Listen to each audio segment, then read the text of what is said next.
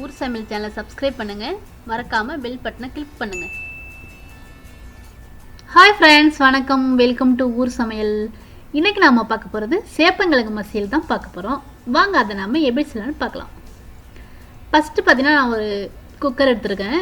குக்கரில் பார்த்தீங்கன்னா ஒரு 5 கிழங்கு போல் சேப்பங்கிழங்கு போட்டுக்கிறேன். கூடவே பார்த்தீங்கன்னா அது முழுகிற அளவுக்கு நம்ம தண்ணி ஊற்றிக்க போகிறோம். இதை நாம் மூடி வச்சு ஒரு 5 விசில் வச்சு எடுத்துக்கலாம்.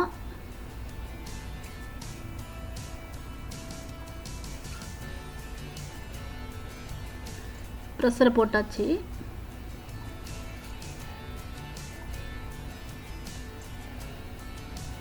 இப்போ பார்த்தீங்கன்னா ஒரு 5 விசில் போல் வந்துருச்சு. நல்லா சேப்பங்கிழங்கு குக் ஆகிடுச்சு. இதை நாம் தண்ணியை வடிச்சிட்டு நாம் தோலெல்லாம் உரித்து வச்சுக்கலாம். இப்போ தோல்லாம் உரித்து வச்சாச்சு. இப்போ பார்த்தீங்கன்னா நல்லா மசிச்சுக்க போகிறோம்.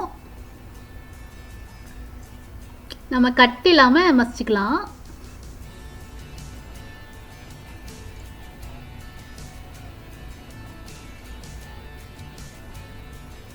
இப்போ பார்த்தீங்கன்னா நல்லா கொஞ்சம் மசிச்சுட்டேன்.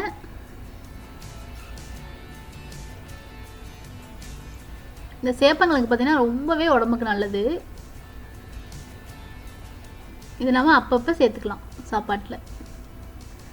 அடுத்தா பார்த்தீங்கன்னா ஒரு பேன் வச்சுருக்கேன். நான் பார்த்தீங்கன்னா நல்லா இரும்பு பேன் வச்சுருக்கேன். ஒரு 4 ஸ்பூன் அளவுக்கு எண்ணெய் ஊற்றிருக்கேன். கூடவே பார்த்தீங்கன்னா 1 ஸ்பூன் கடுகு உளுத்தம் பருப்பும் போட்டிருக்கேன். கடுகு உளுத்தம் பருப்பு பொரிகிற வரைக்கும் நாம் வெயிட் பண்ணலாம்.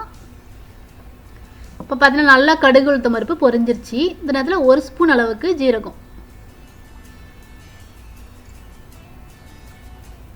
ஜீரகம் பொரிஞ்சிருச்சு. இந்த நேரத்தில் 2 ஸ்பூன் அளவுக்கு இஞ்சி, நமக்கு காரத்துக்கு ஏற்ற மாதிரி பச்சை மிளகாய்,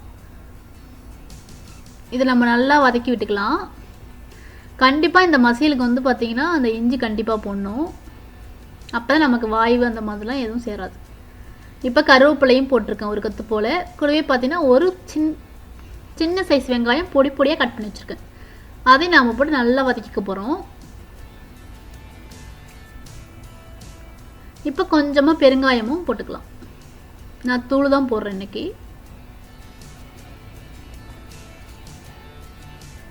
கூடவே ஒரு சின்ன தக்காளி கட் பண்ணி வச்சுருந்தேன். அதையும் நாம் போட்டு நல்லா தக்காளி மசிகிற அளவுக்கு நல்லா வதக்கி விட்டுக்கலாம்.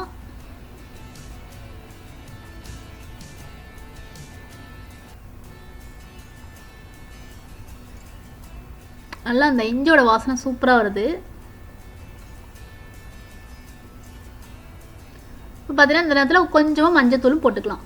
அதுக்கப்புறமா தேவையான அளவு உப்பு, இது எல்லாத்தையுமே போட்டு நாம் நல்லா வதக்கிக்கலாம்.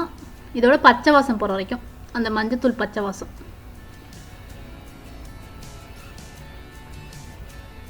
அடுத்ததாக பார்த்தீங்கன்னா நான் ஒரு சின்ன லெமன் சைஸ் புளி எடுத்து கரைச்சி வச்சுருக்கேன்.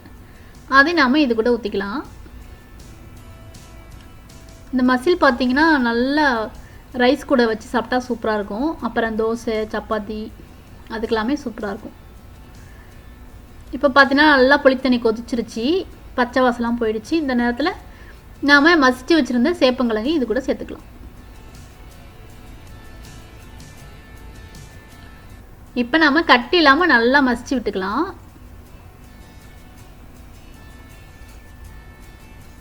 நம்ம குழம்பு சாதத்துக்கெலாம் முன்னாடி இந்த கிழங்கு கொஞ்சோண்டு போட்டு சாப்பிட்டா ரொம்ப சூப்பராக இருக்கும்.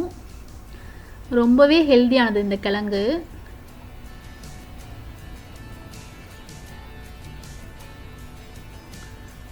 இப்போ பார்த்தீங்கன்னா நல்லா கொதிச்சிருச்சு மசிச்சு விட்டு. இந்த நேரத்தில் கொஞ்சமாக நாம் கொத்தமல்லி இலையும் தூவிக்கலாம்.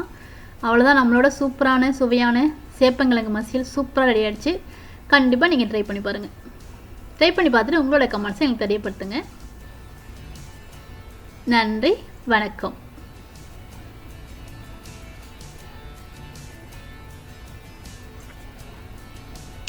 ஊர் சமையல் சேனலை சப்ஸ்கிரைப் பண்ணுங்கள், மறக்காமல் பெல் பட்டனை கிளிக் பண்ணுங்கள்.